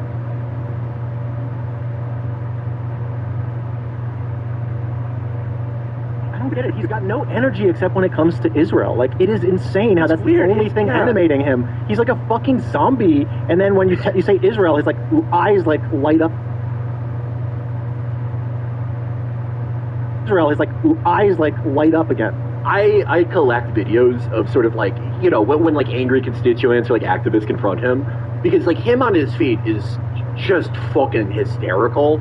I don't know if you saw that video of him in the airport where like the guy's confronting him about Gaza, and Fetterman just sort of like, he stares at the moving walkway, trying to remember if all sidewalks are like this or if it's just his lucky day. And then after like 7 minutes, he goes, you know, this guy's like, it's a genocide. They're like shooting fucking children. Like, this is not, how do you support this? 7 minutes of this, and Fetterman goes, "This is devastating. You're just devastating." He's like, I mean, he talks about like, how would this look to 100 people in Walmart? They should have your job. The dumbest fucking person I've met is capable of more abstract thought than you. This is the most submental man ever. Activists should stop protesting him and just start gluing quarters near him. Like a crosswalk that he's trying to stumble across. You could keep him from so many votes by treating him like a hitman NPC. Just throw coins like within 20 feet of him. Wait a minute. Are they changing how I get paid? He's got a question mark over his head constantly. he's looking at the nearby bushes like, I can't see anything. He picks up the quarter. Wait, are they paying me every 2 minutes? Or once a month? If I miss this quarter, they might not give me another. I better pick it up. I mean, look, depression is no laughing matter, people. Right? Yeah. It's just, you know, but you're like, you know, it's just, you gotta get out of bed every day. You gotta, like, you know, clean up. Do something active with your life. You know, like, depressed. Fight against this passivity that's, like, ruining your life. You gotta be an active participant in your own life as a U.S. senator.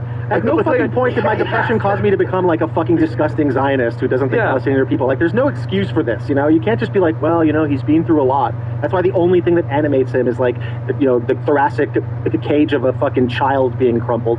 Something that, you know, to give the normals a little insight into the mind of the entertainer. Many clowns are crying inside. Yeah, you may see us rock a microphone, but the real rock is our brains.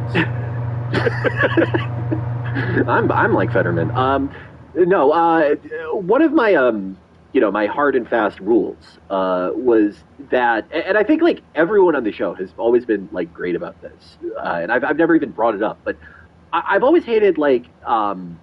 You know, when someone who has a podcast or is like a streamer or just generally someone who can make the same income as like a medium good lawyer by doing content every week, like complains about like how fucking shitty it is, or you know, complains about how mean people are to them, because it's just like, you know, no one wants to fucking hear it. It's, you know, it sucks out there.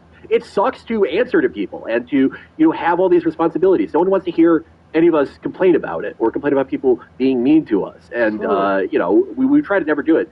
The only people that I think have even less of a right are fucking senators who work like 2 days every 3 years. And he's doing all these interviews about like, I just feel all alone. Like, okay, then fucking end it. It's your son's birthday. Yeah. John, jump off the roof of your house then. Remember to go down the street, not across next time. Do I even deserve this free health care? All right, well, yeah, I'll leave you with that rather banal and unbearably bleak slice of life inside the emotional and psychological well-being of a U.S. senator. Sorry, one more thing. Do you think it's just a coincidence that his wife wasn't around to answer any questions for this big profile? Well, I mean, he does say that he does say that he's lonely. I mean, he's lost like almost all his staff too. I mean, they've all hit the exits real quick over the last year or so. Yeah, crucially, none of these staff left over ideological reasons. Like, all of his staff are like fucking assholes who agree with him on all of this dumb shit, which means that, like, in addition to being Dullard's Dullard, he has to be like shittier to work for than Klobuchar. I mean, Felix, there was a news report about his departed staff, in which one of them anonymously said that when they would, like, in a car with him, he would just be constantly showing them snuff films on his phone of like Russians being killed in Ukraine or Palestinians getting blown up. Like, he is a really rotten person. Like, he's so depressed that the only thing that can get his heart beating a little faster, or feeling a little joy, is just seeing like murder footage. What a fucking idiot! I feel sad all the time. I wonder if it's these murder videos that I'm mainlining into my weak psyche. I just wanted that. I can't. I only have such a weak spirit that when my son got a PS5, I walked into the middle of the road and said, I'm about to be the senator from heaven. I better watch a million fucking videos of murders every day. That'll cheer me up. That won't obliterate me. You can't, Senator Fetterman, you can't make it through Bluey.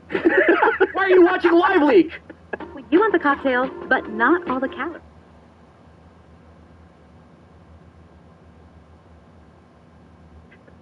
I just wanted to give the mouse a hug.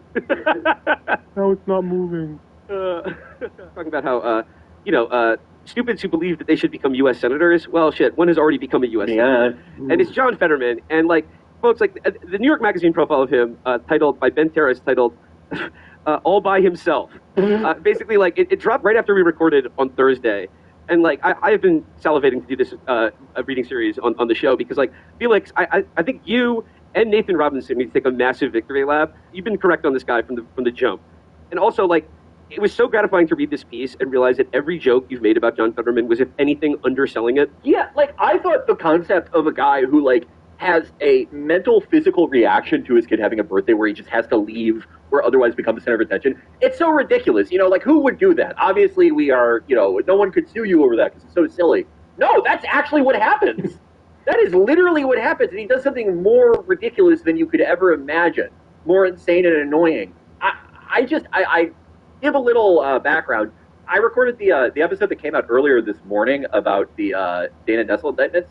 If I had not recorded that back to back right after the episode we recorded Thursday, we would have done an emergency podcast about this article. But I'm glad we're doing it now because the reactions have been so funny. Is there anyone else you can think of where it's there's the point of the article is basically you are dangerously stupid and childish. You're so stupid and childish you're going to kill your family. And so people are speaking out, and that there are no denials. The only defenses of you, and the defenses of him have been from people who write for those crazy Zionist magazines, where they're oh, okay, so I guess this was all fine until he supported Israel, right? I don't know. I read that thing as he's really suffering from that stroke. I mean, it reads to me like someone has had severe brain issue. And what's shocking to me is that this has clearly been going on in an extreme fashion for well over a year, maybe more. And now is the first time we're hearing about it. Yeah, but it's at the same time, the reason that I was always skeptical on this guy was he was always really shitty on Israel. I mean, he did chase a fucking black jogger around with a fucking shotgun, and I don't know. It's I'm not a doctor at the end of the day, and I'm sure absolutely he's probably, if he's scaring his family this much, yeah, he's probably absolutely changed. Oh my God, it sounds like he's completely off. I mean, it's sort of regarding Henry, except for the guy just gets more worse of himself. It just sort of amplifies his worst instincts. Yeah.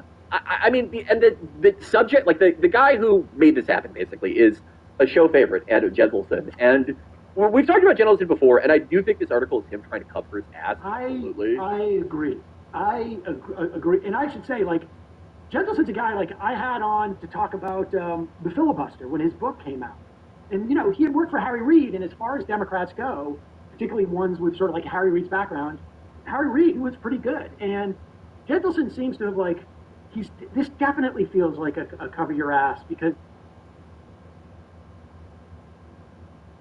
Jenselson just went so far down the road and was realized at one point oh no, he's really crazy. Right. And it didn't occur to him halfway down that road I should really look into this. Sam, it's insane because Jenselson he was a Warren supporter. In fact, my first run-in with Jenselson was him he was scolding me. He was you quote tweeted a 25-year-old, you're a piece of shit. He was, one of those guys. And since then he's become a popularist. What makes this article so funny and what I think happened is he's obviously taken this huge right-wing shift where he's retweeting IDF press releases and shit. And so he's trying to thread this needle of look, this guy, I'm speaking out now because I think he's going to do something terrible, and I don't want to say I didn't warn you. I don't want to make it seem like I hid the truth, but also he nailed it on immigration. It's so fucking weird, and it's he definitely would not be doing this if he didn't think there was a significant danger of something like that happening. But Fetterman said that Jenselson's he's a piece of shit, he lied, etc. And it's yeah, he's probably a bad guy, and that he did it because him and Ben Terrace are friends, and they are friends. But Ben Terrace is a real reporter who has an actual book out that is just scrawlings and crayons and pictures of senators' dogs.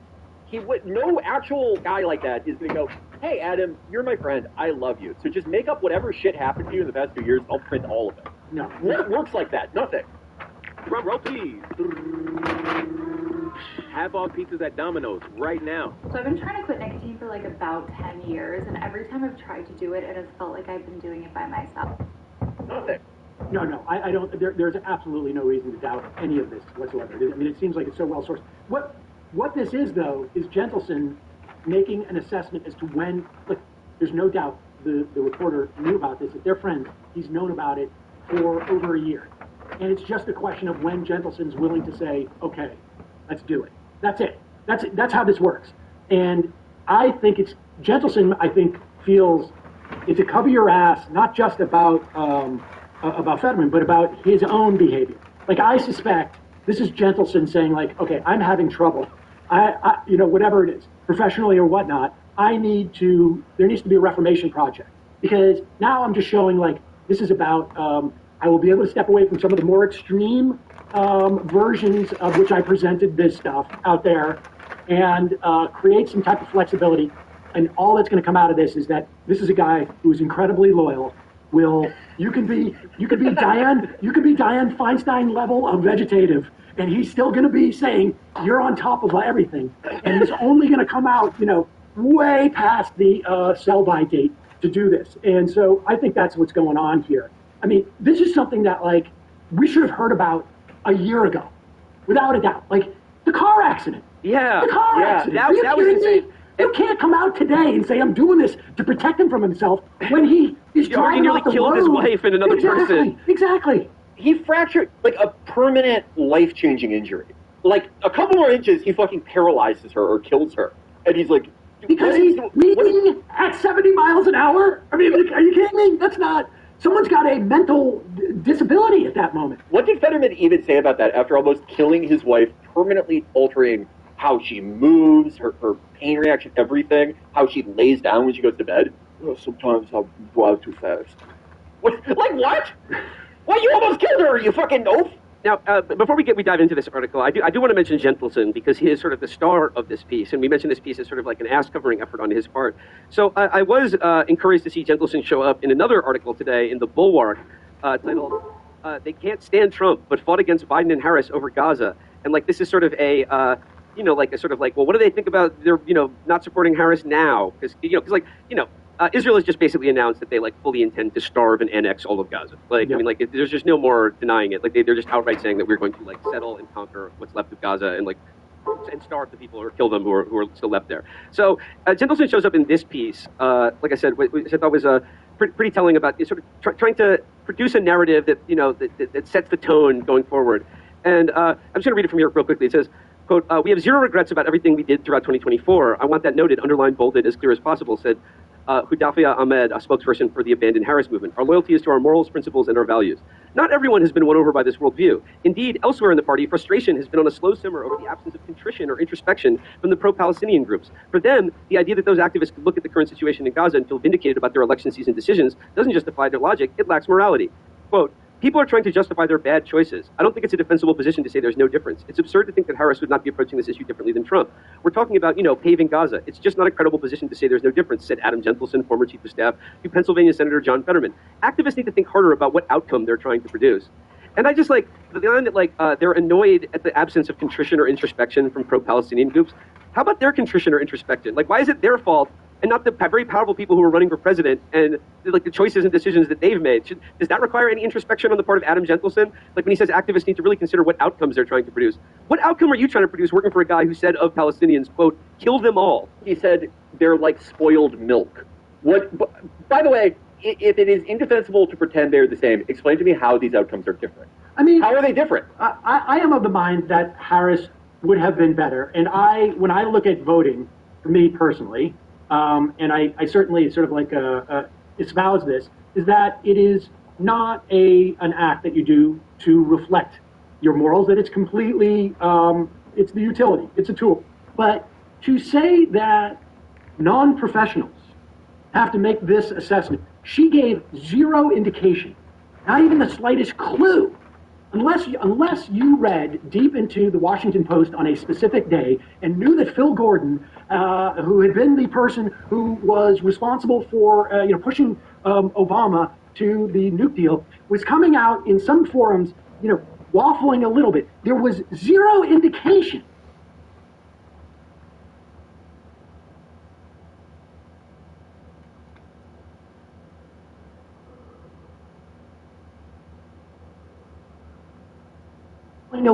there was zero indication that she was going to do anything different than Donald Trump. And so, the idea that they would not own this, there was so many opportunities for them to do even the smallest thing. Allow that lawmaker from Georgia, the Palestinian American lawmaker from Georgia, to speak at the convention. Would have just at least gone far enough to make one tiny indication. To give these people just something to hang their hat on, anything. And they gave nothing. And they did this willfully. They did this consciously. They were told over and over again not to do it. So it's like, you have an option. Do you put each activist, as they're saying, on the position of having to endorse and work and somehow figure out how they're going to have all this enthusiasm for someone who has provided zero indication that they would be different than Trump? Zero indication. She provided zero. Now, I happen to think that it would have been different because I think, Trump is a piece of shit, and I know this stuff, but I have more sophistication about this stuff than the average person. It's literally my living to do so. They needed to take a responsibility for their abject failure. They fucked up, even as just an electoral matter. They fucked up, and they don't want to take responsibility for it. They're the professionals. They're the one making hundreds of thousands of dollars. They're the ones who had a budget of $1 billion. They fucked up. And it's on them. Their job is to at least provide something for people who wanted to work for Harris, who wanted to beat Donald Trump, and they provided nothing. They provided nothing, and that's the bottom line. And it's all just a CYA. And Gentleson is just out there now. That's like this is has the same function of like doing a short film that you hope wins at Sundance. This is all like I'm putting it on my dad's credit card. In his case, maybe literally, and I'm just doing a calling card. This is all this is a dude. Listen, it's very difficult right now for Democratic operatives to get a job. There's just nothing happening in D.C. Everybody's just completely flummoxed, and so it's no coincidence that this op-ed comes out this op-ed comes out when the story comes out. This is his fucking PR push for a fucking job. It's twisted. And the Fetterman article, that's the cover letter. That's like, okay, here are my terms of working for you. I will cover up any and all of your obvious mental decline up until the point where you start to maybe kill your family and it would reflect on me. But anything before that, I will lie, I will obfuscate, I will say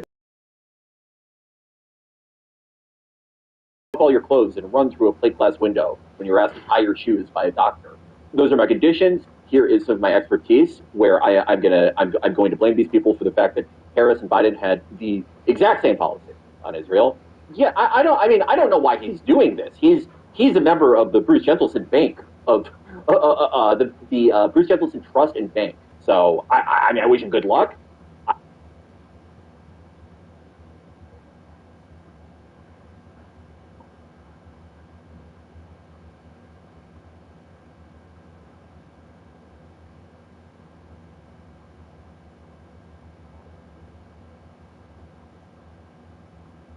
What was that?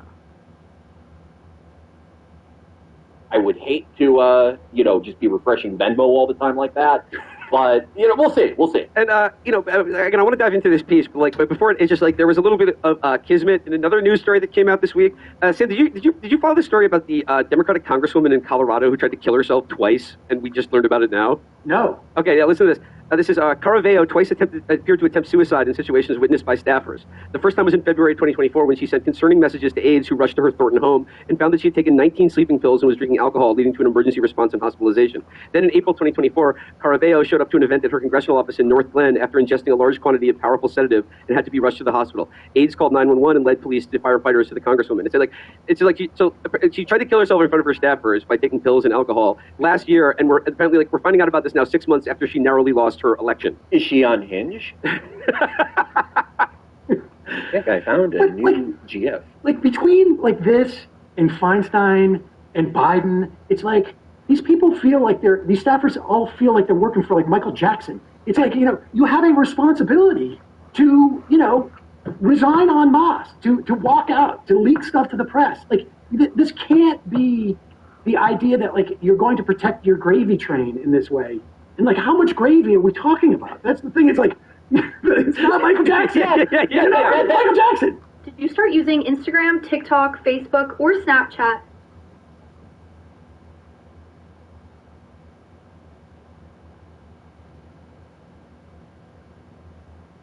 Michael Jackson. That is the funniest. I was talking with somebody about like the world of political staffers, and it is so.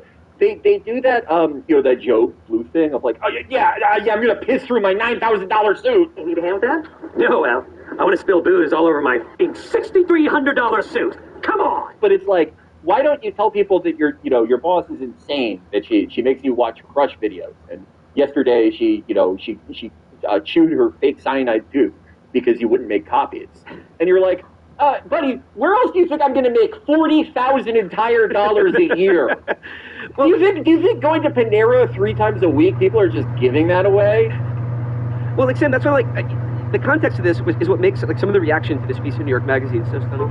After the experience of going through Biden having to drop out of the race, that like there is still the reaction among like Democratic media and party figures that are just like, all these staffers are a disgrace for their lack of loyalty to their boss. I think Gentleson honestly should be like, the idea that people aren't saying like, how is it that you waited this long? Yeah, it isn't like a major question for him. Like, at what point did you think that, like, was it his waffling on the Pete Hegseth vote that he was the final straw? The car accident wasn't enough? I don't know. That seems fucked up to me. Well, let's start into the piece. It begins like by when John Fetterman was released from Walter Reed Hospital in March 2023, Adam Gentleson, then his chief of staff, was proud of his boss for seeking help for what the senator's office and his doctor had said was a case of clinical depression. His 6 weeks of inpatient care had been the latest medical setback for the Pennsylvania Democrat, who had had a stroke mere months before being elected to the U.S. Senate in 2022, nearly derailing his campaign against Republican Mehmet Oz. But a year after his release from the hospital, Fetterman's behavior had so alarmed Gentleson that he resigned his position. In May 2024, he wrote an urgent letter to David Williamson, the medical director of the Traumatic Brain Injury and Neuropsychiatry Unit at Walter Reed, who had overseen Fetterman care at the hospital. I think John is on a bad trajectory, and I'm really worried about him, the email began. If things don't change, Gentleson continued, he was concerned Fetterman won't be with us for much longer. His 1,600-word email came with the subject line, concerns, and it contained a list of them from the seemingly mundane, he eats fast food multiple times a day, to the scary, we do not know if he is taking his meds, and his behavior frequently suggests that he is not. We often see the kind of warning signs we discussed. Conspiratorial thinking, megalomania, for example, he claims to be the most knowledgeable source on Israel and Gaza around, but his sources are just what he reads in the news. He declines most... Is he writing about himself, Gentleson, or about Fetterman? Okay, I want to put something out here. He writes this email of genuine concern. Holy shit, this guy is on a bad trajectory. I, Adam Gentleson, cannot allow this. I will not cash your checks in addition to my father's allowance.